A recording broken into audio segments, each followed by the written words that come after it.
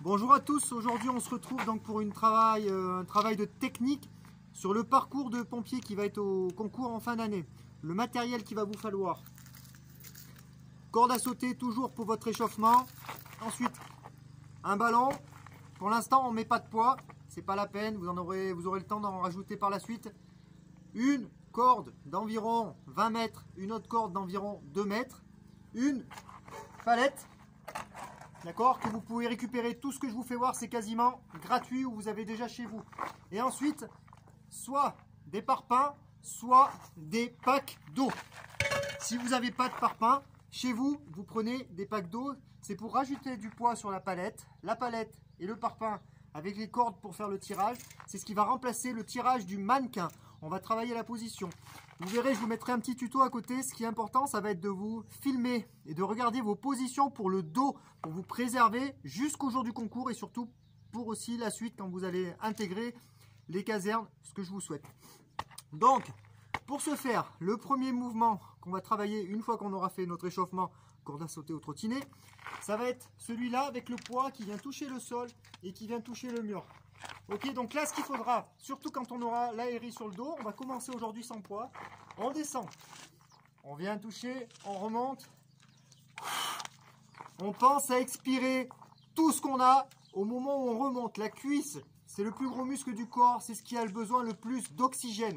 C'est pas ici que vous allez gagner du temps. Ne travaillez pas tout de suite de la vitesse sur cet exercice-là parce que sinon, vous allez perdre ce temps-là plus tard dans le parcours parce que vous allez exploser. Ok, donc là, on travaille vraiment la technique. Et on vient expirer.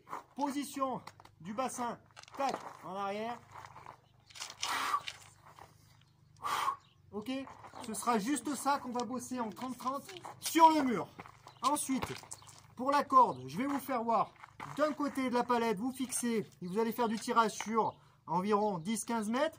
De l'autre côté de la palette, un petit tirage comme si vous tirez le mannequin sur environ 1 mètre. Je déplace la palette pour vous faire voir. Donc là, on est parti pour le tirage. Ce qui va être important. J'espère que vous me verrez. Hop. Ici, j'ai déjà tout préparé. Donc j'ai préparé ma corde. J'ai ma palette qui est au bout.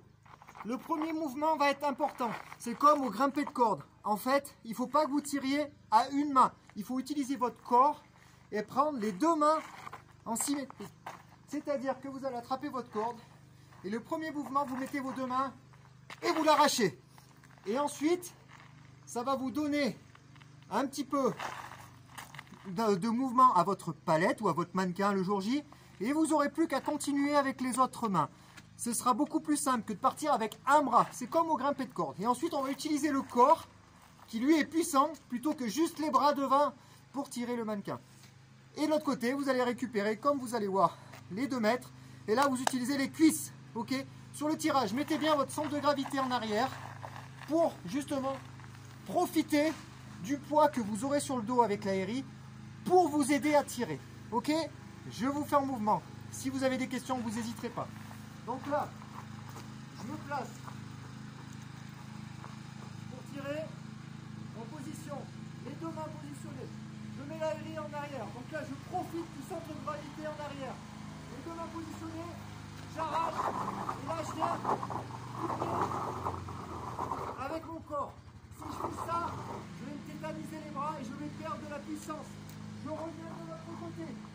Je prends mon truc, je me positionne le dos droit avec l'aérie et je tire. Je reviens de l'autre sens, je reprends ma corde, je retravaille le mouvement, je tire et j'enchaîne en prenant la puissance de mon poids. Ça sera le premier exercice. Et celui que vous allez bosser à côté, vous prenez un mur que vous aurez en face de vous et vous travaillez vraiment la technique. Donc on vient toucher.